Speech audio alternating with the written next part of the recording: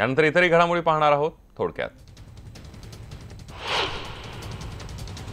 युतीवर तोडगा काढण्यासाठी आम्ही समर्थ असल्यानं चिंता करण्याची गरज नाही, विधान केलंय खुद्द राज्याचे मुख्यमंत्री देवेंद्र फडणवीस यांनी ते देखील शिवसेना पक्षप्रमुख उद्धव ठाकरे यांच्या उपस्थितीत। ठाकरे सिनेमासाठी आयोजित कार्यक्रमात मुख्यमंत्री देवेंद्र फडणवीस, शरद पवार आणि संजय राऊत यांची सुधीर गाडगीळ यांनी एकत्र मुलाखत घेतली। बेस्ट कर्मचाऱ्यांचा संप आज 8व्या दिवशीही सुरूच आहे। बेस्टच्या संपावर उच्च न्यायालयातही तोडगा निघू शकलेला नाहीये, त्यामुळे सामान्य मुंबईकरांचे मात्र मोठे हाल होत आहेत। दरम्यान बेस्टचा संप मिटण्यासाठी स्थापन करण्यात आलेल्या समितीनं बैठक घेऊन सीलबंद अहवाल सादर करावा असे आदेश उच्च न्यायालयानं दिलेत। सुधारित वेतन करार, दिवाळीतील सानुग्रह अनुदान, बेस्ट उपक्रमाचे महापालिकेत विलीनीकरणासह अनेक मागण्यांसाठी बेस्ट कामगारांनी गेल्या आठवड्याभरापासून सोमवारपासून पुकारलेला संप आठवडा उलटला तरी सुरूच आहे। 8 दिवसांपासून सुरू असलेल्या बेस्टच्या संपाचा आज 8वा दिवस आहे। गेल्या 7 दिवसांपासून रिक्षा, टॅक्सीसाठी प्रवाशांच्या लांबलचक रांगा पाहायला मिळत होत्या। मेट्रोवरही गर्दीचा अतिरिक्त ताण पडतोय। एकीकडे बेस्ट कर्मचाऱ्यांच्या संपावरून उच्च न्यायालयात युक्तिवाद सुरू असतानाच राजकारणाला देखील चांगलाच ऊत आलाय। विरोधी पक्षांनी शिवसेनेवर आसूड ओढला असून भाजप मूग गिळून गप्प का बसलाय असा सवाल विचारला जातोय। दरम्यान बेस्टचे महासचिव शशांक राव यांनी हा तोडगा लवकरात लवकर सुटावा अशी आशा व्यक्त केली आहे। या संपामुळे प्रवाशांचे हाल होत असल्यानं त्यांनी दिलगिरी व्यक्त केली आहे। तर तिकडे बेस्ट संपासंदर्भात आक्रमक पवित्रा घेणाऱ्या मनसेचे अध्यक्ष राज ठाकरेंनी मुख्यमंत्री देवेंद्र फडणवीस यांची वर्षा बंगल्यावर जाऊन भेट घेतली। पण गेल्या 7 दिवसांपासून सुरू असलेल्या या संपामुळे मात्र बेस्टला 15 कोटींचा फटका बसलाय। विविध मागण्यांसाठी पुकारण्यात आलेला हा बेस्टचा सर्वाधिक लांबलेला संप आहे। तसंच मनसेनं कोस्टल रोडचं काम थांबवण्याचा प्रयत्न करत आंदोलन केलं। या सगळ्या गदारोळात सामान्य माणूस चांगलाच भरडला जातोय। मुख्यमंत्री देवेंद्र फडणवीस यांनी उद्धव ठाकरेंना फोन केला। बेस्ट कामगारांच्या संपासंदर्भात त्यांनी उद्धव ठाकरेंशी फोनवरून चर्चा केली।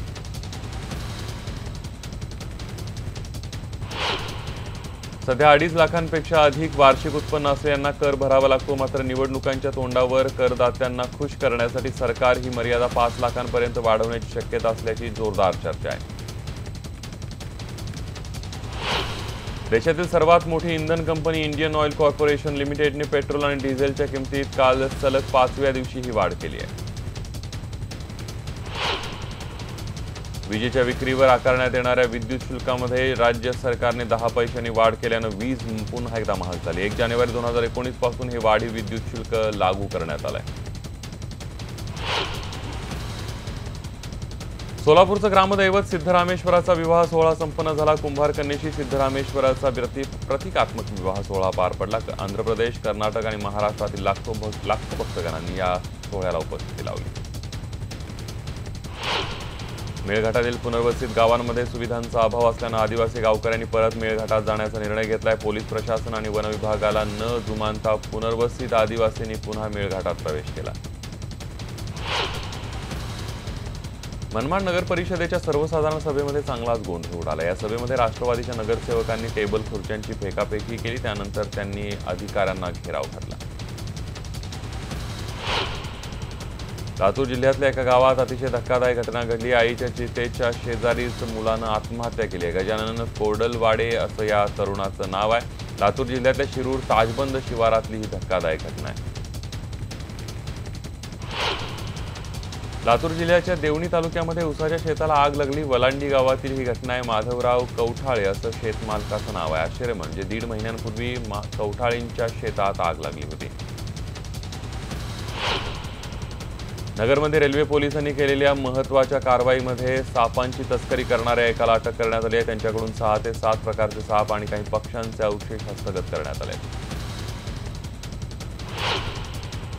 वीजमाता राहीबाई पोपेरे यांच्या बहुचर्चित देशी बियाणं बँकेच्या पायाभरणीचा समारंभ नुकताच पार पडला। कामालाही प्रत्यक्ष सुरुवात झाली आहे। चंद्रकांत पाटील यांचे स्वीय सहाय्यक निखिल देशपांडे, न्यूज 18 लोकमतचे प्रतिनिधी समीर चवरकर आणि कृषी प्रतिनिधी संदीप भुजबळ यांच्या उपस्थितीमध्ये राहीबाईंचे चिरंजीव सखाराम पोपेरे यांनी भूमिपूजनाचा कार्यक्रम पार पडला।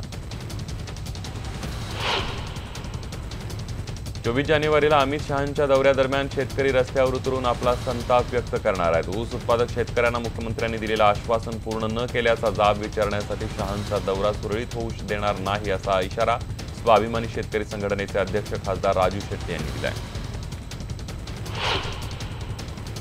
सातारा जिल्ह्यातल्या सालपे गावात भगवानराव शिंदे या ऊस उत्पादक शेतकऱ्यांना आत्महत्या केली आहे। त्या विरोधात गावकऱ्यांनी जुन्या पुणे महामार्गावरील सालपे गावामध्ये रास्ता रोको आंदोलन केलं। 50 गावातील शेतकरी या सहभागी झाले होते।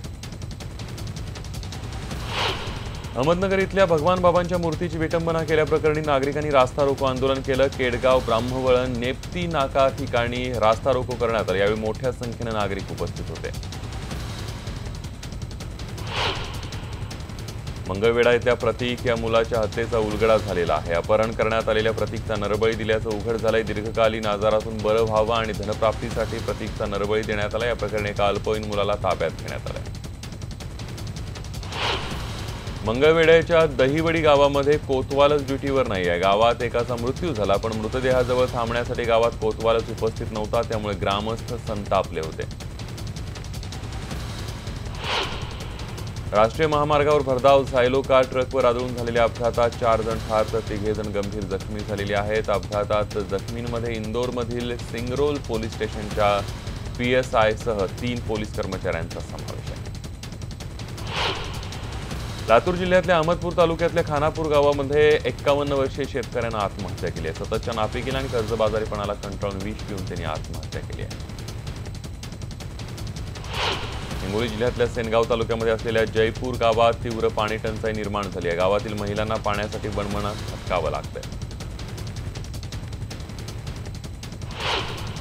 मिरजमध्ये दरोड्याच्या उद्देशानं फिरणाऱ्या आंतरराज्यीय टोळीच्या मोठक्याला जेरबंद करण्यात आले। त्यांच्याकडून चोरीच्या 4 चाकी सोबत काही हत्यार सुद्धा जप्त करण्यात आले।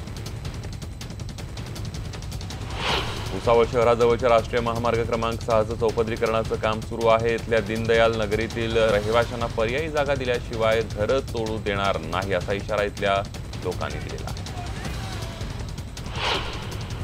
अकोल्यातील जिल्हा शासकीय रुग्णालय आणि वैद्यकीय महाविद्यालयाची अवस्था बिकट झाली आहे। रुग्णांना अपुऱ्या सुविधा मिळत असल्यानं प्रहार संघटनेच्या कार्यकर्त्यांनी डीनच्या केबिन बाहेर आंदोलन केलं।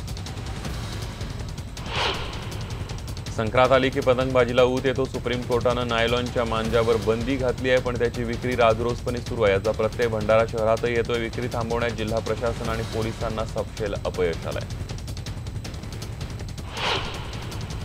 वीज बिल थकबाकीची वसुली करण्यासाठी गेलेल्या महावितरणच्या कर्मचाऱ्याला फरशीने मारहाण केल्याची घटना अकोल्यामध्ये घडली आहे। या प्रकरणी डाबकी रोड पोलिसात तक्रार नोंदवण्यात आली आहे। वाशिम जिल्ह्यामध्ये यंदा सोयाबीनला चांगला भाव मिळतो। यंदा 3660 रुपये प्रति क्विंटलनं सोयाबीन विकलं जातं। 4 वर्षात पहिल्यांदा सोयाबीनच्या भावात वाढ झाली आहे। यंदाचा ऊस गाळप हंगाम निम्म्याच्या जवळपास संपत आलाय। मात्र उस्मानाबाद जिल्ह्यामध्ये निम्मा ऊस शेतकऱ्यांच्या फडातच उभा आहे। पाणी नसल्यानं ऊस वाळत असून शेतकरी चिंताग्रस्त झालाय। खासगी बाजार समितीमध्ये माल विकणाऱ्या शेतकऱ्यांना शासनाच्या योजनांचा लाभ मिळणार नाही हा समज चुकीचा आहे। शासनाच्या सर्व योजना सर्व शेतकऱ्यांना लागू असतात असं स्पष्टीकरण पुणे पणन संचालक दीपक तावरे यांनी दिलंय। वर्ध्यामध्ये कुटुंबातील सदस्य गावाला गेल्यावर मुलानंच घरातील 1 लाख रुपये रोख आणि सोन्याचे दागिने चोरलेत। पोलिसांनी अवघ्या 12 तासात प्रकरणाचा छडा लावला।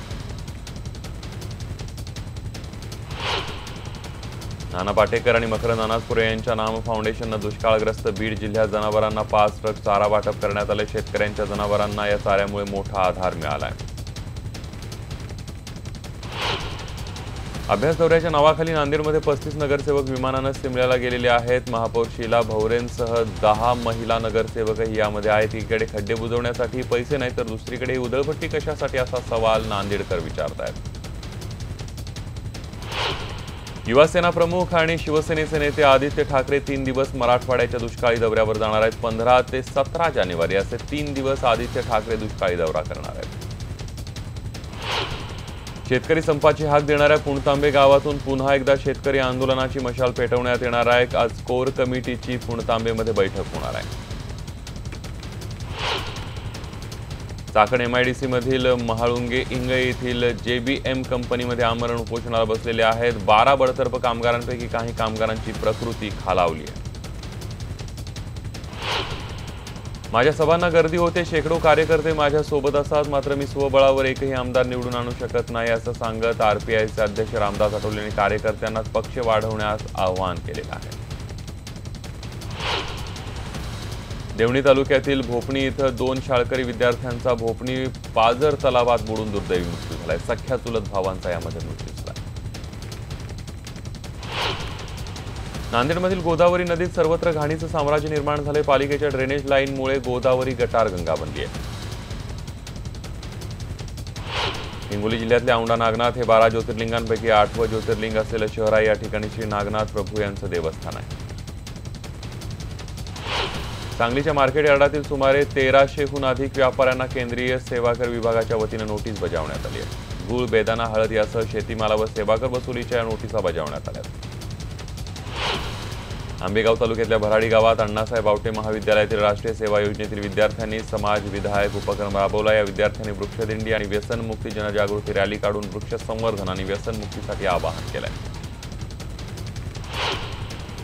आमदार रवी राणा यांच्या युवा स्वाभिमानच्या महोत्सवात महाराजस्व अभियानाचं आयोजन करण्यात आलं होतं. या अभियानामध्ये शासनाच्या सर्व विभागांचे स्टॉल लावण्यात आले होते. साखर कारखानदारांच्या त्रासाला कंटाळून पिंपळगावमधील शेतकरी दाम्पत्यानं कारखान्यातच ठिय्या आंदोलन केलं. पाथरी इथल्या रेणुका शुगर कारखान्याच्या कार्यालयात हे ठिय्या आंदोलन करण्यात आलं.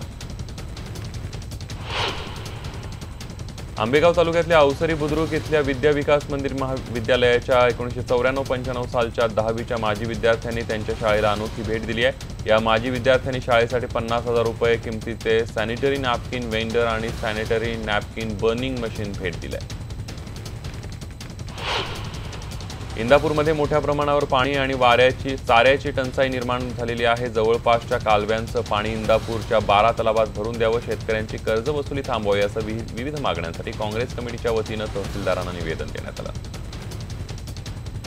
मालेगाव महापालिकेत पाणी पुरवठा विभागाच्या शाखा अभियंत्यांवर रात्री प्राणघातक हल्ला झाला. या हल्ल्यामध्ये तलवारीने डोक्यावर वार करण्यात आले. अन्सारी मोहम्मद बद्रोदोज्जा असं या अभियंत्याचं नाव आहे. सेवाग्राम मार्गावरील महिला आश्रमशाळेच्या मैदानावर 32व्या बौद्ध धम्म परिषदेचं आयोजन करण्यात आलं होतं. या परिषदेमध्ये वेगवेगळ्या विदर्भाच्या मुद्द्यासह वेगवेगळ्या विषयांवर चर्चा करण्यात आली. औरंगाबादमधल्या विद्यापीठ नामांतरण वर्धापन दिनाच्या कार्यक्रमात राड्याची बातमी आहे. स्थानिक कार्यकर्त्यानं प्रकाश आंबेडकरांचा चोर म्हणून उल्लेख केल्यानं संतप्त कार्यकर्त्यांनी गोंधळ घातला. कार्यकर्त्यांनी खोट्यांची तोडफोड केली तसंच दगडफेक सुद्धा केली.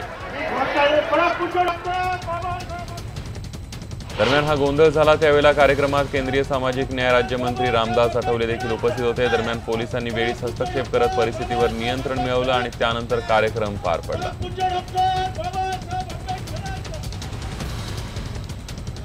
शिवसेना भाजप हे गेल्या 4.5 वर्षांपासून सत्तेत एकत्र असले तरी चौकातल्या कुत्र्यांसारखे भांडत असतात अशी बोचरी टीका विधान परिषदेचे विरोधी पक्षनेते धनंजय मुंडे यांनी केली. अंबरनाथमध्ये राष्ट्रवादीच्या निर्धार परिवर्तन मेळाव्याचं आयोजन करण्यात आलं होतं त्यावेळेला ते बोलत होते. अंबरनाथमध्ये राष्ट्रवादीच्या निर्धार परिवर्तन सभेत बोलत असताना छगन भुजबळ यांनी बेस्ट कर्मचाऱ्यांच्या संपावर भाष्य केलं. बेस्ट कर्मचाऱ्यांच्या संपाला सेना जबाबदार असल्याचं सांगत त्यांनी सेनेवर निशाणा साधला. काँग्रेसचे प्रदेशाध्यक्ष अशोक चव्हाण आणि भाजप खासदार संजय काकडे यांची काही दिवस आधी झालेल्या भेटीचे फोटो समोर आलेले आहेत आणि नव्या चर्चेला सुरुवात झाली. नागपुरात नायलॉन मांजाची विक्री करून नागरिकांच्या जीवाशी खेळणाऱ्यांविरोधात नागपूर पोलिसांनी मोहीम सुरू केली आहे. पोलिसांनी केलेल्या कारवाईत 8 जणांना नायलॉन मांजाच्या अवैध विक्री प्रकरणी अटक करण्यात आली. राज्यातील 3000 लोकसंख्येच्या गावात दारूच्या दुकानांना परवानगी देण्याचा महत्त्वपूर्ण निर्णय राज्य सरकारनं घेतलाय. विशेष म्हणजे या गावांमध्ये जरी हायवे असले तरीही त्याला 500 मीटरची बंदी असणार आहे. पुण्यामध्ये महामेट्रोचे व्यवस्थापकीय संचालक ब्रिजेश दीक्षित यांच्या अध्यक्षतेखाली एक बैठक पार पडली. यावेळी मेट्रोच्या वेगवेगळ्या कामांचा आढावा घेण्यात आला तर सोबतच मेट्रो मार्गासंबंधी निर्णय घेण्यात आले. पुण्यातल्या सातारा रोडवर पंचमी हॉटेलच्या समोर एका चालत्या कारनं अचानक पेट घेतला. यामध्ये ही कार संपूर्ण जळून खाक झाली. नागपुरात सोमवारी धुक्यामुळे मुंबई नागपूर इंडिगो विमानाला लँडिंग करता आलं नाही. सुमारे पाऊण तास हे विमान आकाशात घिरट्या घालत होतं. त्यानंतरही विमानाला लँडिंगची परवानगी मिळाली नाही. परिणामी विमान रायपूरला रवाना करण्यात आलं. चंद्रपूर जिल्ह्यातल्या 12 शेतकऱ्यांसोबत मुख्यमंत्री देवेंद्र फडणवीस यांनी मंत्रालयातून थेट संवाद साधला। गेल्या 4 वर्षात शेतकऱ्यांसंदर्भातल्या विविध धोरणांबाबत त्यांनी चर्चा केली। कर्जत स्टेशनच्या प्लॅटफॉर्मवर रेल्वेच्या गॅपमध्ये मोठा भाऊ पडला म्हणून लहान भावानेही उडी मारली, मात्र आरपीएफ जवानांच्या सतर्कतेमुळे दोघांचाही जीव सुदैवाने वाचला।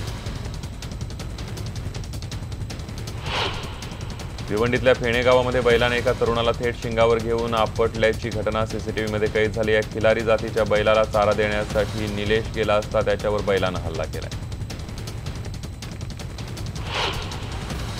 लोणावळ्यामध्ये टायगर पॉइंटवर पर्यटकांना स्थानिक व्यावसायिकांकडून बेदम मारहाण करण्यात आली। हे पर्यटक गुजरातच्या बडोद्याहून आले होते। या मारहाणीमध्ये 3 जण गंभीर जखमी झाले। जुन्नरमध्ये गेल्या काही दिवसांपासून बिबट्याच्या हल्ल्याच्या संख्येमध्ये वाढ होत झालेली आहे। यावेळी बिबट्याने लोकवस्तीत येऊन पाळीव प्राण्यांवर हल्ला केला।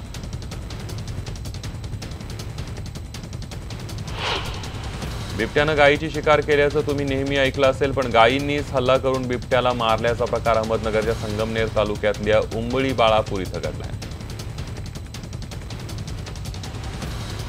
संक्रांतीच्या निमित्तानं पतंग खरेदीसाठी ग्राहकांची मोठी गर्दी पाहायला मिळते। नागपूरमध्येही बाजारपेठा पतंगांनी फुलून गेल्या। नाशिकमध्ये पतंग खरेदीसाठी लोक गर्दी करतायत। यंदा मात्र नायलॉनच्या मांजावर पोलिसांची चांगलीच नजर असणार आहे। सोबतच महापालिकेचे कर्मचारी ग्राहकांचं सोंग घेऊन तपासणी करणार आहेत। आजपासून प्रयागराज इथं कुंभमेळ्याला सुरुवात झाली आहे। पहिल्या शाही स्नानासाठी पहाटेपासूनच भाविक दाखल होण्यासाठी सुरुवात झाली आहे। यावेळी मोठ्या प्रमाणात प्रयागराजच्या किनारी पोलीस बंदोबस्त तैनात करण्यात आला। पहिल्या शाही स्नानासाठी मोठ्या प्रमाणात भाविक दाखल होत आहेत। हर हर महादेवच्या जयघोषात भक्तिभावनेनं भाविक संत प्रयागराजला पोहोचलेले आहेत। उत्तर प्रदेशचे मुख्यमंत्री योगी आदित्यनाथ यांनी यावेळी कुंभमेळ्याला येणाऱ्यांना शुभेच्छा दिल्यात। मकर संक्रांतीच्याही त्यांनी यावेळी शुभेच्छा दिल्या। भारताचे पंतप्रधान नरेंद्र मोदी यांना फिलिप कॉटलर प्रेसिडेन्शियल पुरस्कार प्रदान करून सन्मानित करण्यात आले। देशाचे उत्तम नेतृत्व केल्याबद्दल तसंच मोदींनी सुरू केलेल्या डिजिटल इंडिया कार्यक्रमामुळे प्रभावित होऊन त्यांना हा सन्मान देण्यात आला आहे।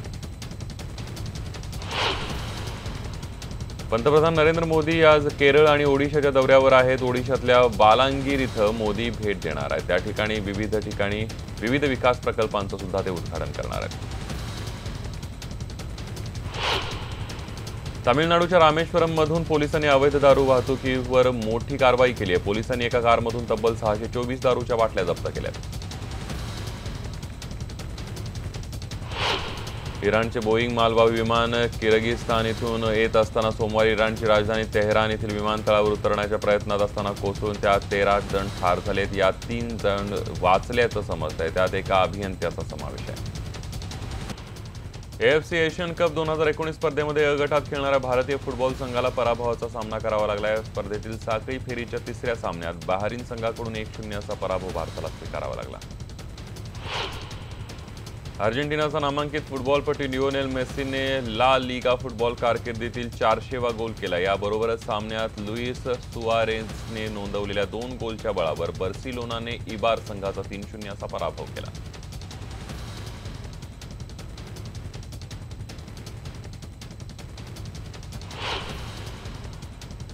यानंतर बुलेटिनमध्ये इथंच थांबूया, मात्र यानंतर पाहणार आहोत गावखेड्यातली महत्त्वाच्या बातम्या, गावाकडच्या बातम्या। कुठेही जाऊ नका, पहा फक्त न्यूज 18 लोकमत।